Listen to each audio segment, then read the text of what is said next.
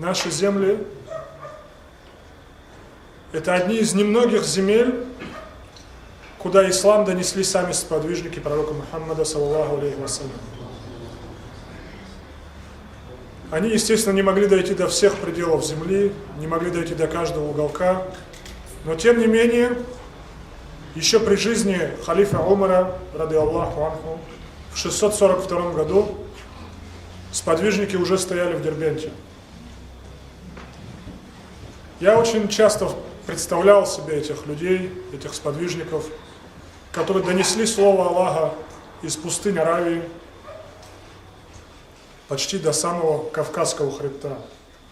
Представьте, когда они вступают в эту землю, видят огромную крепость, населенную народом, разговаривающим на непонятном языке, и когда они осознают, что перед ними лежит огромный горный хребет, заселенный воинственными племенами, исповедующими язычество, языков, которых они не знают, и не знают, как с ними разговаривать, и как утверждать слово Аллаха среди этих людей. И тем не менее, крепкая, незыблемая вера в Аллаха двигала этими людьми. Они без страха, без оглядки назад пришли в эти земли. Причем слава непобедимости мусульман шла на месяц впереди. Тогда этими равнинными землями владели хазары. За месяц до появления мусульман в этих землях уже слава об их победах дошла до хазар. И эта слава утверждала, что это непобедимые и бессмертные люди. Настолько эти слухи были преувеличены. И если мы проанализируем эту историю, я часто привожу братьям в пример это наставление и этот исторический факт. От границ Аравии до наших земель, до Дербента, сподвижники несли слово Аллаха всего-навсего 9 лет.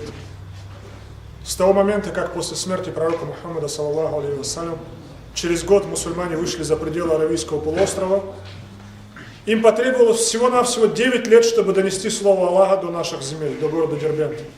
Или Бабуль-Аблаб, как они называли его, ворота ворот.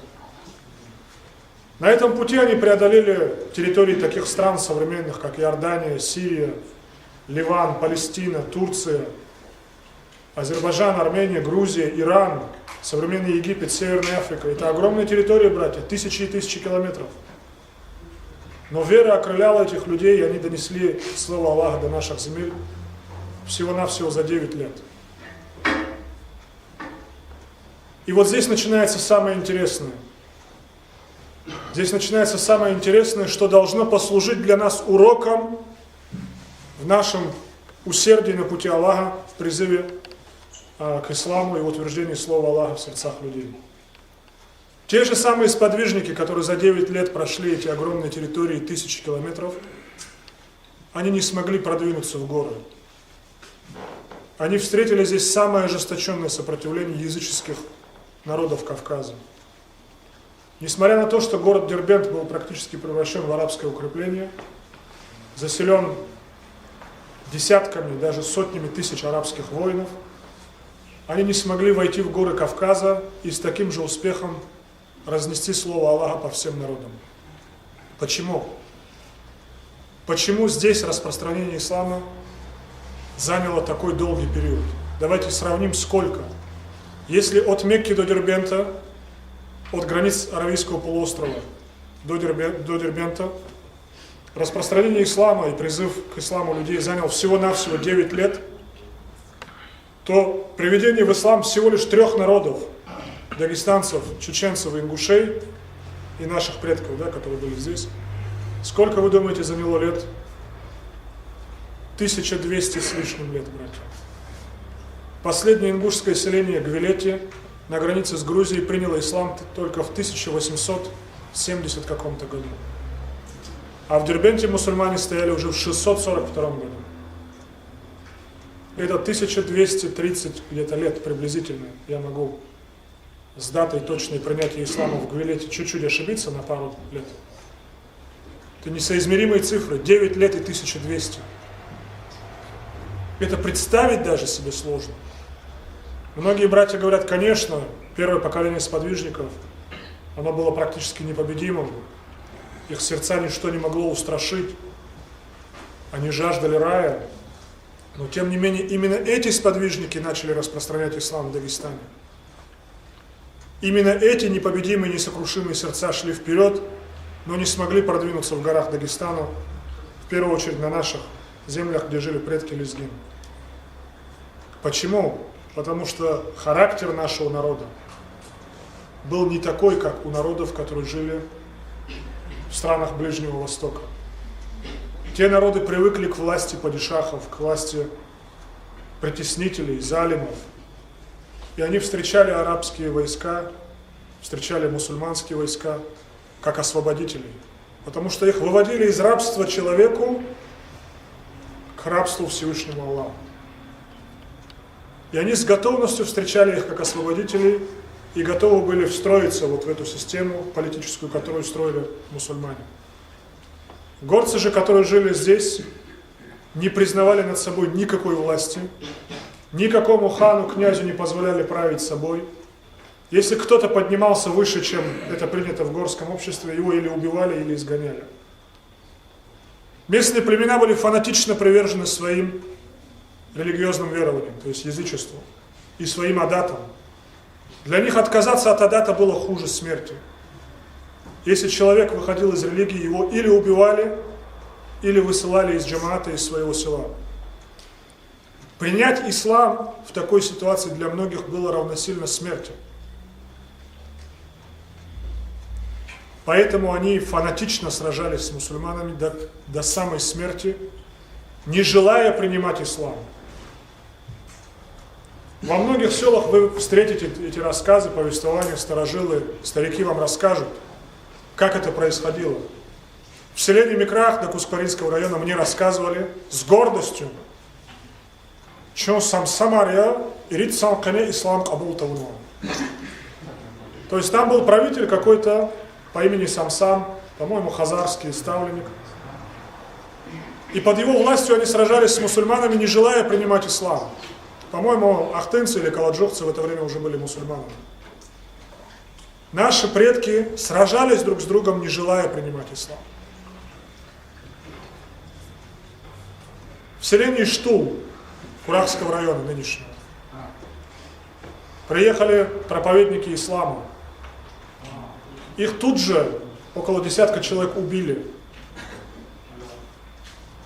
Много десятилетий еще в селении Штул не могли попасть исламские проповедники, дуаты. И когда пришла новая партия дуатов, их вообще поселили за селом, чтобы с ними не общаться и не взаимодействовать. Несколько лет они жили на окраинах села, чтобы хоть как-то расположить к себе местное население. Вот такой ценой только-только начинал распространяться ислам в наших горах. И когда последующие поколения мусульман поняли, что невозможно силой подчинить Кавказ, невозможно силой распространять ислам, они сложили свои мечи, взяли в руки посохи и пошли в горы наниматься простыми работниками. Плотниками, чабанами, каменотесами, мастерами. Они бросили свои земли, свои рода, свои фамилии, свои племена, вышли на пути Аллаха в далекую землю, залезли в горы, где их, скорее всего, ждала смерть, учились непонятному языку, жили среди этих людей, выполняя самую черную работу, и постепенно проповедовали Слово Аллаха среди этих суровых людей. Эти люди, которые, взяв в руки посох и пошли в горы, их могилы можно найти по всему Южному Дагестану и по всему Горному Дагестану. Одна из могил последнего такого проповедника недавно была уничтожена в селении Кумух. Его звали Ахмад аль-Ямани. Этот человек переселился из Йемена в горы Дагестана, чтобы проповедовать Слово Аллаха. Вокруг Дербента, вы знаете, есть много сел, которые несут арабские названия. Мухаммадия, Араблинка, Арабляр и так далее. Это все деревни и села, которые основали арабы. И в горах Дагестана было также большое количество арабских поселений. Маленькие отселки и так далее, и так далее. Вот такой ценой, неимоверными усилиями как вода, проникающая в камень, первые мусульманские проповедники на нашей земле несли слово Аллаха в наши суровые сердца. И уже потом достиг своего расцвета город Дербент. Уже потом наши села Ахты, Курах, Рича, Рутульские села, уже потом, через столетия, они превратились в уникальные центры исламской цивилизации, где существовали обсерватории, где существовали химические лаборатории, где делали операции по трепанации черепа без анестезии, где существовали уникальные аульские библиотеки, выходцы откуда уникальные ученые, выросшие в горах Дагестана, знающие арабский язык лучше, чем многие арабы, расселялись по всему Ближнему Востоку, преподавали в крупнейших университетах арабского мира. Я нашел недавно историческое свидетельство того, что одним из наставников Салахуддина Аюби, грозы крестоносцев, который разбил крестоносцев, был выходец из Дербента. Это все сегодня забыто, братья.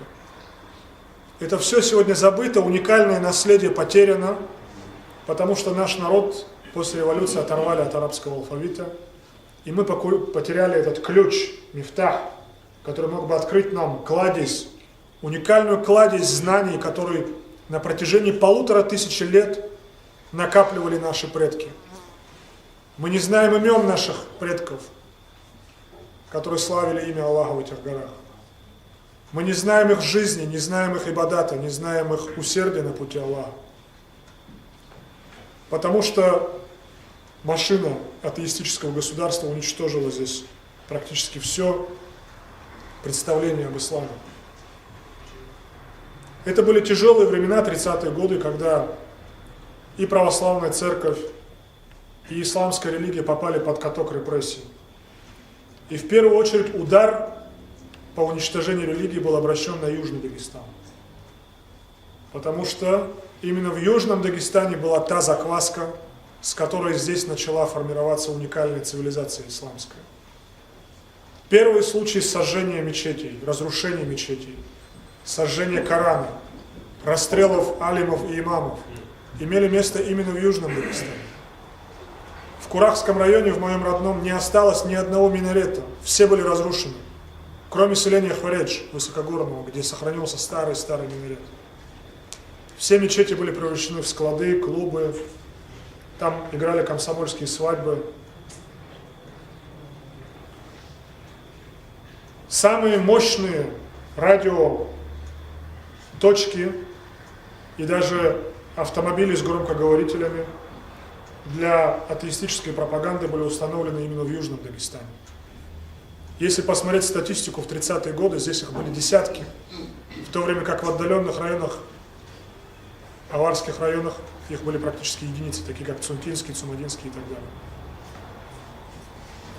К сожалению, на смену уникальному поколению мусульманских ученых было взращено новое поколение забывших об исламе.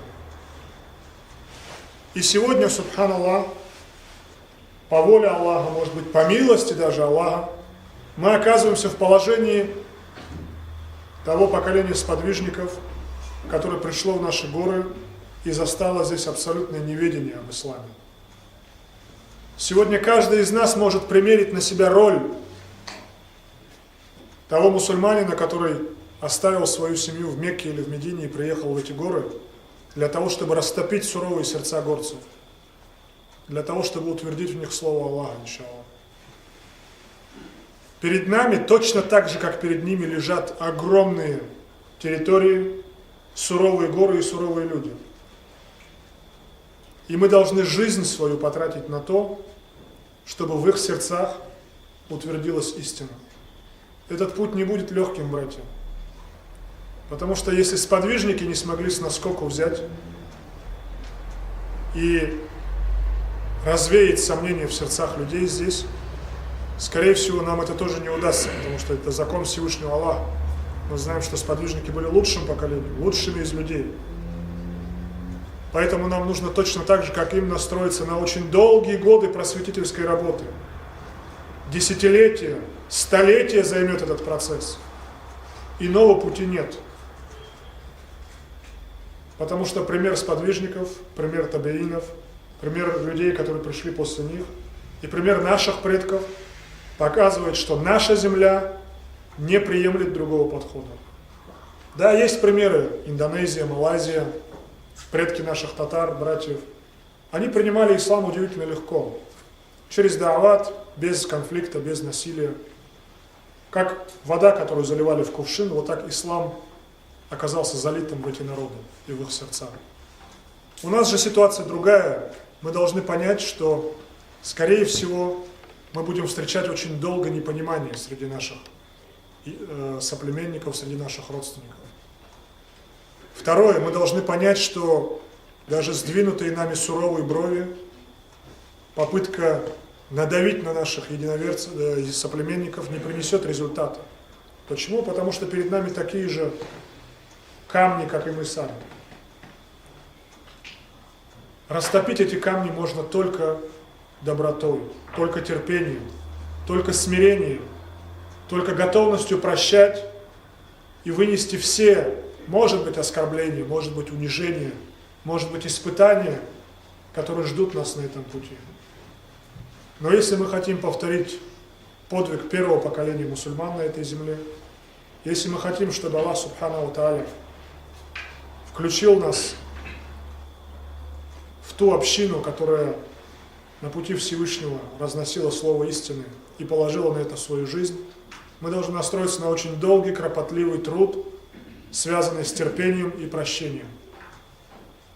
Не потому, что мы слабые, а потому, что в этом сила, именно в этом сила в наших условиях, именно в нашей земле, в терпении, в прощении, в смирении и в готовности к долгой работе.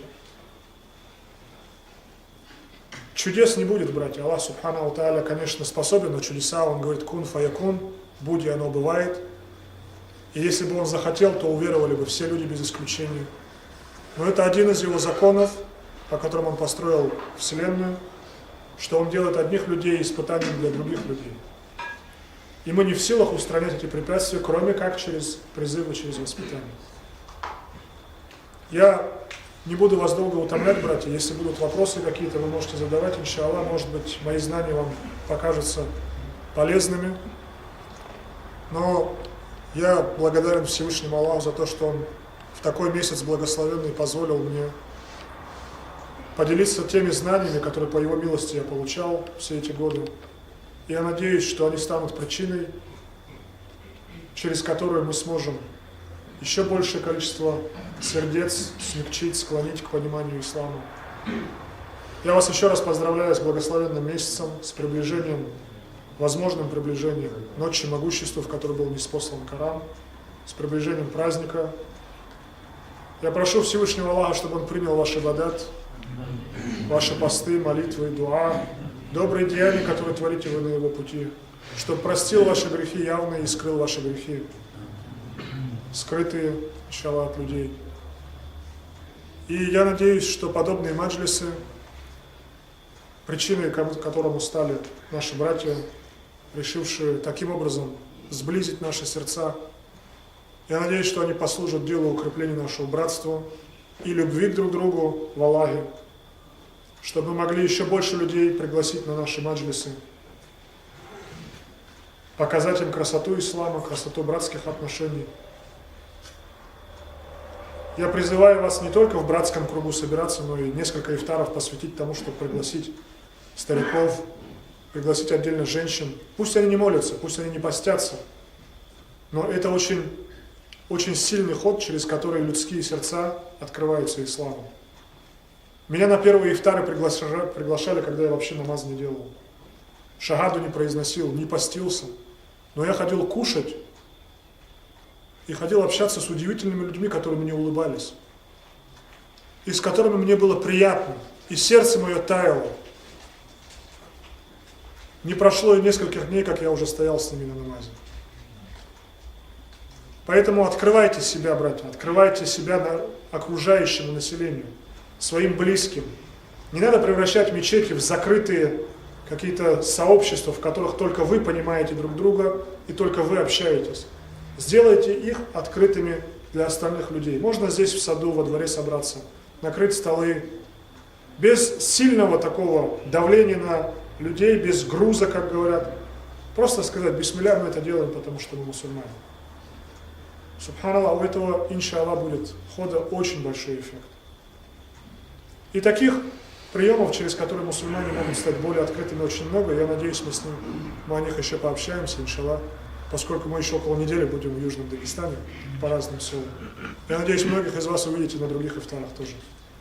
Баракаллаху фикум ва джазакумуллаху хайран. Прошу прощения, если утомил вас и кого-то обидел. Месяц Рамадан, месяц прощения. Джазакаллаху хайран.